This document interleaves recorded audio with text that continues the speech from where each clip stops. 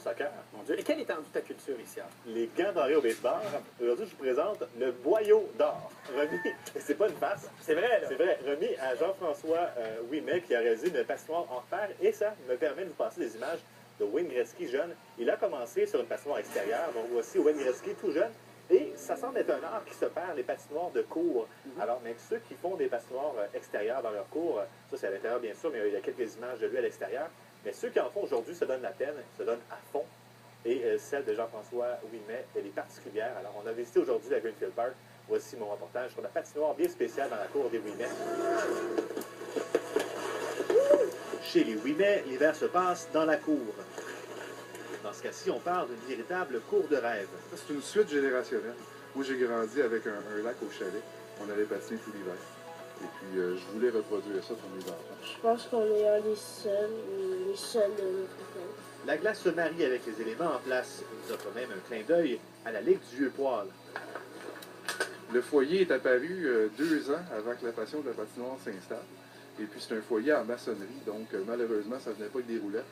L'avantage dans tout ça, on allume le feu, on sort du chocolat chaud, on sort des biscuits, ça fait le bonheur de tout le monde. Même ceux qui ne patinent pas encore, ils trouvent leur compte.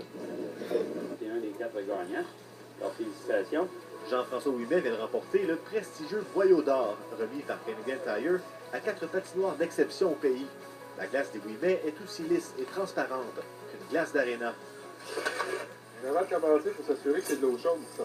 Le secret, c'est Zamboni Maison qui permet d'arroser la glace avec de l'eau chaude. Un système tout simple créé par ce fils d'ingénieur. Est-ce que vous trouvez votre mari excessif des fois? Motivé. Motivé, oui, dans le sens qu'il met beaucoup d'heures dessus. Là. Des fois, moi, j'aurais été plus paresseuse. Mais en même temps, voyant le résultat, ça valait la peine. Les Ouimet participent même à une étude scientifique de l'Université Wilfrid Laurier en Ontario, appelée Rink Watch. Le but de cette étude-là, c'est de demander aux gens qui font des patinoires à la maison, comme moi, de consigner à tous les jours, est-ce qu'elle est patinable ou elle n'est pas patinable? Le but de tout ça, c'est de faire des études sur les changements climatiques.